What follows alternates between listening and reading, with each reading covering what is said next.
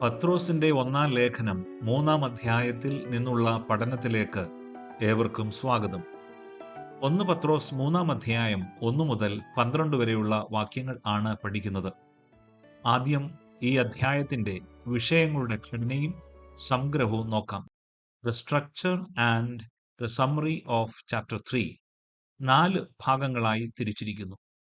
ഭാര്യ ഭർത്താക്കന്മാർക്കുള്ള നിർദ്ദേശങ്ങൾ, instructions for wifes and husbands 1 മുതൽ 7 വരെയുള്ള വാക്യങ്ങൾ. 2 യോജിച്ച് നിന്ന് നന്മ ചെയ്യുക, living in harmony and doing good 8 മുതൽ 12 വരെയുള്ള വാക്യങ്ങൾ.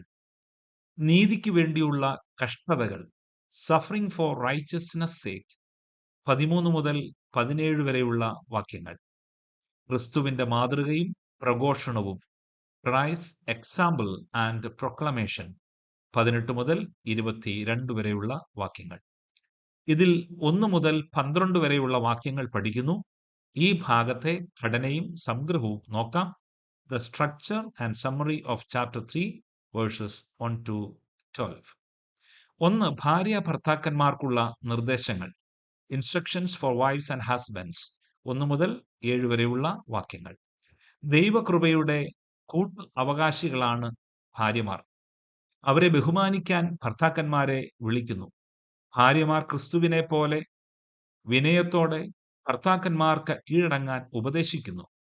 ഈ പഠിപ്പിക്കൽ പരസ്പര ബഹുമാനത്തെ ഊന്നിപ്പറയുന്നു. ക്രിസ്തീയ സ്നേഹവും ദൈവമുമ്പാകെയുള്ള സമത്വവും ഊന്നിപ്പറയുന്നു. 2. യോജിച്ചു നിന്ന് നന്മ ചെയ്യുക 8 മുതൽ 12 വരെയുള്ള വാക്യങ്ങൾ. Living in harmony and doing good. പ്രതികാര നടപടികൾ ഒഴിവാക്കി ഐകമത്യം, സഹതാപം, സഹോദരപ്രീതി, മനസ്സലിവ്, വിനയബുദ്ധി എന്നീ കാര്യങ്ങളിൽ ഒന്നിക്കുവാൻ പത്രോസ് വിശ്വാസികളെ ആഹ്വാനം ചെയ്യുന്നു. ശത്രുതയുടെ മുഖത്തുപോലും ക്രിസ്തീയ ധാർമ്മികത പുലർത്തിക്കൊണ്ട് സ്നേഹത്തിന്റെയും നന്മയുടെയും ഉയർന്ന നിലവാരം വെളിപ്പെടുത്തുന്ന ക്രിസ്തുവിന്റെ സ്വഭാവം തന്നെ പ്രകടിപ്പിക്കുവാൻ ആവശ്യപ്പെടുന്നു. സങ്കീർത്തനം 34 12 മുതൽ 16 വരെയുള്ള ഉദ്ധരണികൾ പത്രോസ് ഇവിടെ ഉപയോഗിക്കുന്നു. ഇനി ഈ ഭാഗം ചോദ്യോത്തരങ്ങളിലൂടെ പഠിക്കാം. ആദ്യത്തെ ചോദ്യം: വചനം അനുസരിക്കാത്ത ഭർത്താക്കന്മാരെ ക്രിസ്തുവിനോട് ചേർന്ന് വരുവാൻ ഇടയാക്കേണ്ട ചുമതല പത്രോസ് നൽകിയത് ആർക്കായിരുന്നു? ഉത്തരം: അവരുടെ ഭാര്യമാർക്ക്. 3-ാം അധ്യായം 1-ാമത്തെ വാക്യം.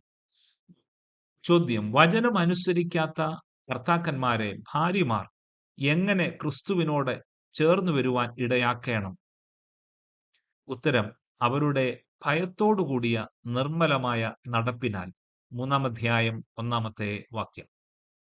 ചോദ്യം: വചനം അനുസരിക്കാത്ത ഭർത്താക്കന്മാരോട് അവരുടെ ഭാര്യമാരുടെ ചുമതല എന്തായിരുന്നു?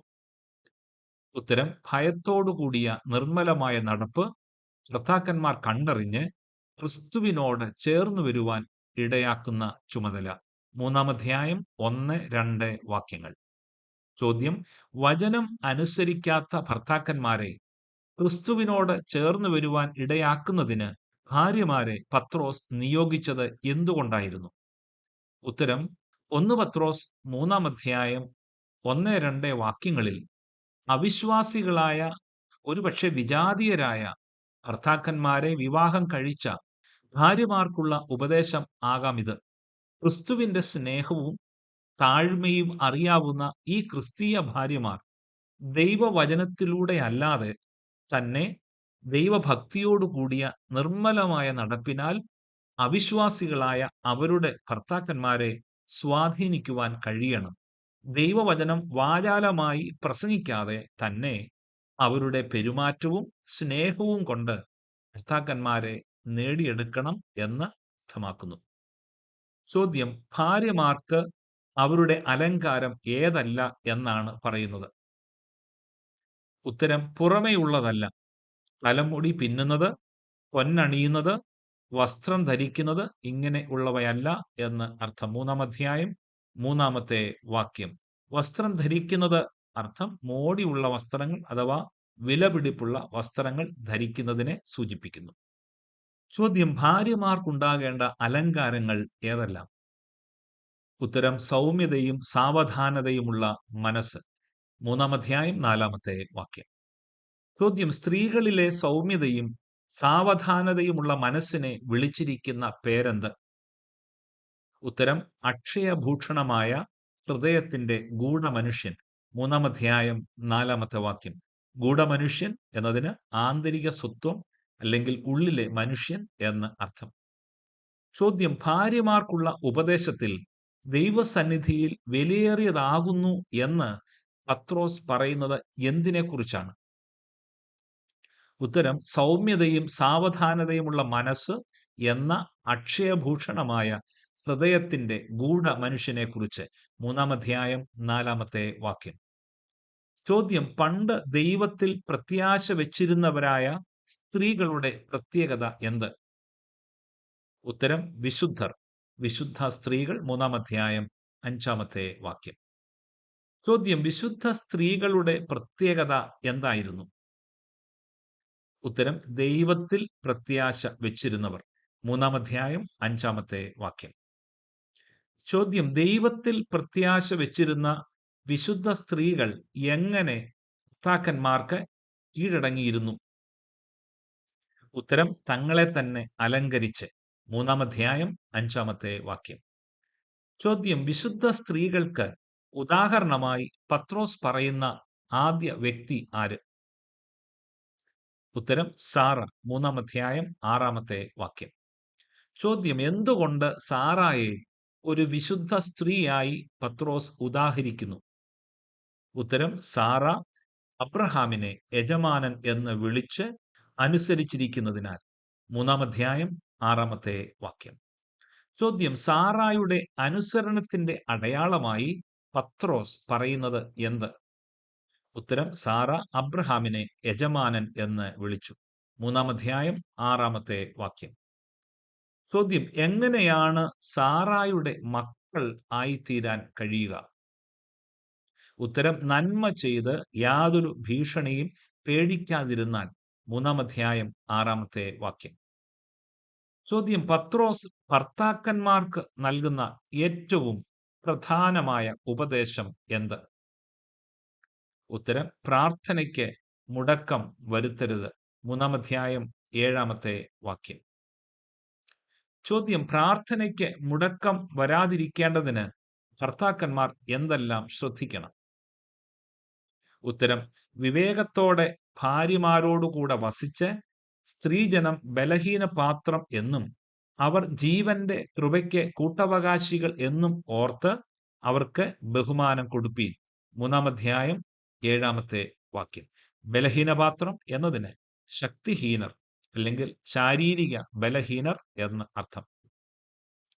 ചോദ്യം: പത്രോസ് ഭർത്താക്കന്മാർ ആയവർക്ക് നൽകുന്ന ഉപദേശത്തിൽ സ്ത്രീജനത്തെക്കുറിച്ചുള്ള 2 പരാമർശങ്ങൾ ഏതെല്ലാം?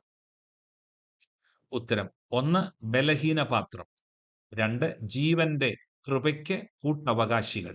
3-ാം അധ്യായം 7-ാമത്തെ വാക്യം. ചോദ്യം: സാറ അബ്രഹാമിനോട് കീഴടങ്ങിയിരുന്നതിന്റെ 2 ഉദാഹരണങ്ങൾ പറയുക. ഉത്തരം: 1 അബ്രഹാമിനെ യജമാനൻ എന്ന് വിളിച്ചു, 2 അബ്രഹാമിനെ അനുസരിച്ചിരുന്നു. 3-ാം അധ്യായം 6-ാമത്തെ വാക്യം. ചോദ്യം: ദോഷവും ശകാരവും പകരം ചെയ്യാതിരിക്കുവാൻ പത്രോസ് ഉപദേശിക്കുന്നത് എന്തുകൊണ്ട്? ഉത്തരം: അനുഗ്രഹം അനുഭവിക്കേണ്ടതിന് വിളിക്കപ്പെട്ടതുകൊണ്ട്. 3-ാം അധ്യായം 9-ാമത്തെ വാക്യം. ചോദ്യം: ദോഷവും ശകാരവും പകരം ചെയ്യാതെ അനുഗ്രഹം അനുഭവിക്കേണ്ടതിന് വിളിക്കപ്പെട്ടതുകൊണ്ട് എന്തു ചെയ്യണം? ഉത്തരം: അനുഗ്രഹിക്കുന്നവരായിരിപ്പീൻ. 3-ാം അധ്യായം 9-ാമത്തെ വാക്യം.